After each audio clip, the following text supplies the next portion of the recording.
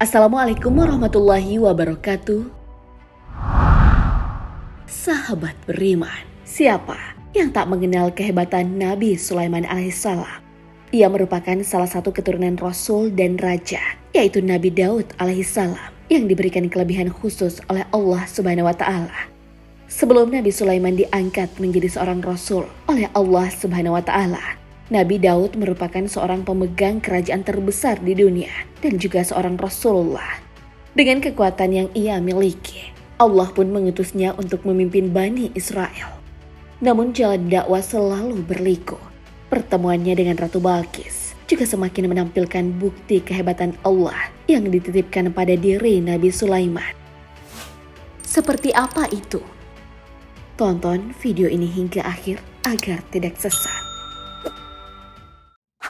Mendengar istana Ratu Bilqis yang dipindahkan oleh Nabi Sulaiman tentunya menarik. Tapi sebelumnya, mari kita simak bagaimana kehebatan Nabi Sulaiman yang dikagumi rakyatnya. Di tangan Nabi Sulaiman, Bani Israel dipimpin dengan sangat baik dan bijaksana. Sehingga wajar saja jika saat itu Bani Israel merasakan kemakmuran yang dahsyat. Sejak kecil, Nabi Sulaiman sudah menunjukkan kecerdasannya yang lebih tinggi apabila dibandingkan dengan anak seusianya. Bahkan di usianya yang masih belia, berbagai permasalahan kompleks sudah pernah ia selesaikan. Hal ini terjadi saat Nabi Sulaiman diajak ayahnya, yaitu Nabi Daud, ke suatu majelis untuk menangani berbagai macam perselisihan. Tentu saja, ajakan ayahnya ini bukan tanpa alasan, sebab Nabi Sulaiman dikenal memiliki kecerdasan dan kebijaksanaan dalam menentukan sebuah keputusan. Maka tak heran apabila akhirnya Nabi Sulaiman menggantikan ayahnya untuk memimpin Bani Israel. Tak hanya itu, Nabi Sulaiman diberi karunia oleh Allah Subhanahu wa Ta'ala beberapa mukjizat. Beberapa mukjizat Nabi Sulaiman ialah beliau dapat berbicara dengan hewan dan mampu mengendalikan jin. Hal ini sebagaimana termaktub dalam salah satu surah Al-Quran yang artinya, "Hai sekalian semut, masuklah kamu ke dalam sarangmu agar kalian tidak terinjak Sulaiman dan bala tentaranya, sedangkan mereka tidak mengetahuinya." Mendengar itu, Sulaiman tertawa seraya berdoa kepada Tuhan, "Ya Tuhanku, tetapkanlah hatiku buat bersyukur kepada Engkau yang telah memberikan karunia kepadaku dan kepada ibu bapakku, dan masukkanlah kami ke dalam hamba-hambamu yang soleh-soleh." Al-Quran Surah An-Naml ayat 18 hingga 19. Sementara itu, kekuatan mengendalikan jin telah dijelaskan Allah Subhanahu wa Ta'ala yang artinya, "Dan dihimpunkan untuk Sulaiman tentaranya dari jin, manusia dan burung, lalu mereka itu diatur dengan tertib dalam barisan." Al-Quran Surah An-Naml ayat 17. Sehingga tak heran apabila pada waktu itu Nabi Sulaiman membangun gedung-gedung tidak menggunakan tenaga manusia, melainkan dibangun oleh bangsa jin. Sebagaimana termaktub dalam salah satu surah Al-Quran, "Dan kami telah tundukkan segolongan setan-setan yang menyelam untuknya dan mengerjakan pekerjaan selain daripada itu. Dan adalah kami memelihara mereka itu." Al-Quran Surah Al-Anbiya ayat 81. Di samping itu, Nabi Sulaiman dalam surah Al-Quran yang lain juga dijelaskan bahwa beliau memiliki mukjizat, yaitu dapat mengendalikan angin. "Dan telah kami tundukkan untuk Sulaiman angin yang sangat kencang tiupannya, yang berhembus dengan perintahnya ke negeri yang kami telah memberkatinya. Dan adalah kami maha mengetahui segala sesuatu." Al-Quran Surah Al-Anbiya ayat 81. Selama memimpin Bani Israel, meski Nabi Sulaiman diberkahi beberapa mukjizat, mendakwahkan Islam tentu tak selalu mulus. Ada saja kejutan Allah yang dihadirkan bagi Nabi Sulaiman. Salah satunya pertemuannya dengan sosok wanita sombong yang menjadi istrinya. Perjalanan kisah seseorang memang tak bisa ditebak, seperti halnya pertemuan Nabi Sulaiman dan Ratu Bilqis. Pada suatu waktu, Nabi Sulaiman mendengar kabar dari burung hudhud tentang kerajaan besar dan megah di negeri Sabah. Namun sangat disayangkan, ratu dan rakyat di kerajaan itu menyembah matahari. Untuk membuktikan kebenaran kabar dari burung hudhud tersebut, Nabi Sulaiman mengirim surat kepada sang ratu yang diketahui bernama Ratu Balqis. Di dalam suratnya, Nabi Sulaiman mengajak Ratu Balqis dan rakyatnya untuk mulai menyembah Allah Subhanahu wa Ta'ala. Surat tersebut juga berisi himbauan dari Nabi Sulaiman agar Ratu Balqis dan para pembesarnya tidak bersikap sombong terhadapnya. Ratu Balqis yang menemukan langsung surat itu memberitahukan isi pesannya kepada para pembesar kerajaan. Ia juga bertanya balasan apa yang paling tepat untuk diberikan kepada Nabi Sulaiman. Setelah berdiskusi, mereka bersepakat untuk membalas surat itu dengan memberikan hadiah kepada sang pengirim.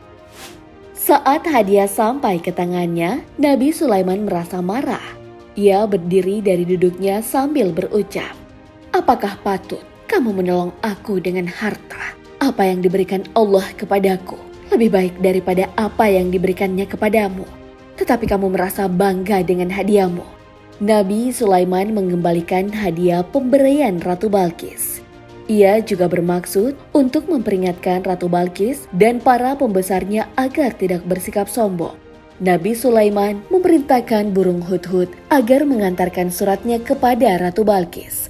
Hal ini tercantum dalam salah satu surah Al-Quran yang artinya, "Pergilah dengan membawa suratku ini, lalu jatuhkan kepada mereka.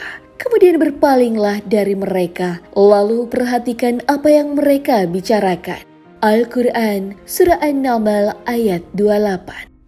Setelah itu, sampailah surat itu kepada Ratu Balqis, kemudian yang membaca isi surat tersebut. "Dengan nama Allah yang Maha Pengasih lagi Penyayang, surat ini adalah daripadaku, Sulaiman.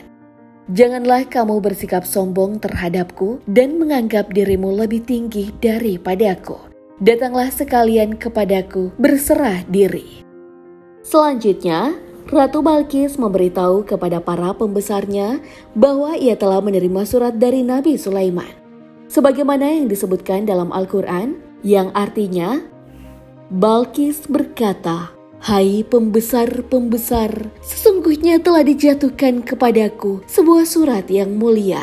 Al-Quran Surah An-Naml ayat 29. Sesungguhnya surat itu dari Sulaiman, dan sesungguhnya isinya, kandungan isi surah itu dengan menyebut nama Allah yang Maha Pemurah lagi Maha Penyayang. Al-Quran Surah An-Naml ayat 30. Setelah itu, Ratu Balqis meminta saran kepada para pembesarnya. Secara tersirat, para pembesar Ratu Balqis menyarankan agar mengangkat senjata dan menemui Nabi Sulaiman. Sebagaimana dalam salah satu surah Al-Quran, "Berangkatlah Ratu Balqis dengan membawa 12.000 pasukannya." Menurut pendapat yang lain, disebutkan bahwa jumlah tentara yang dibawanya pada saat itu sangat banyak, sehingga dari jarak 1 farsak dapat terdengar suara gemuruhnya. Al-Quran Surah An-Naml ayat 37. Lalu sebuah kejadian tak terduga terjadi. Siapa sangka jika Nabi Sulaiman mengeluarkan kekuatannya. Masih ingat dengan mujizat Nabi Sulaiman yang bisa memerintah jin? Nabi Sulaiman bertanya kepada para bala tentaranya, siapa di antara mereka yang bisa membangun singgasana Ratu Balqis sebelum sang ratu datang kepada Nabi Sulaiman? Nabi Sulaiman pun menyuruh jin Ifrit agar memindahkan atau mendatangkan istana Ratu Balqis dengan jarak waktu antara Nabi Sulaiman duduk hingga berdiri dari singgasananya. Jin Ifrit menyanggupi permintaan Nabi Sulaiman untuk mendatangkan istana Ratu Balqis. Para jin berkata, Kami akan datangkan kepadamu singgasana itu sebelum engkau berdiri dari tempat dudukmu." Lalu seorang ahli kitab Taurat dan Zabur berkata, Aku akan membawa singgasana itu sebelum matamu berkedip. Ucapan para bala tentaranya terbukti. Ketika singgasana Ratu Balkis terbangun dengan megah, Nabi Sulaiman berkata, "Ini termasuk karunia Tuhanku untuk tidak mengingkari nikmatnya. Barang siapa bersyukur, maka sesungguhnya dia bersyukur untuk kebaikan dirinya sendiri. Dan barang siapa ingkar, maka sesungguhnya Tuhanku Maha Kaya, Maha Mulia." Ketika Ratu Balkis dan pasukannya tiba di tempat Nabi Sulaiman, ia kaget karena istana yang ada di hadapannya sangat mirip dengan istana miliknya yang ada di negeri Sabah. Kemudian peristiwa ini membuat Ratu Balkis takjub dan sadar akan kelemahannya. Ratu Balkis lantas memohon maaf atas kekhilafannya selama ini. Sejak bertaubatnya Ratu Balkis, diketahui Ratu Negeri Sabah ini kemudian diperistri oleh Nabi Sulaiman alaihissalam. Sahabat beriman, jika Allah telah berkehendak, maka apapun bisa terjadi. Termasuk kisah kesombongan Ratu Balkis ini yang akhirnya dipeluk oleh Allah dalam naungan Islam. Wallahu a'lam bishawab. Wassalamualaikum warahmatullahi wabarakatuh.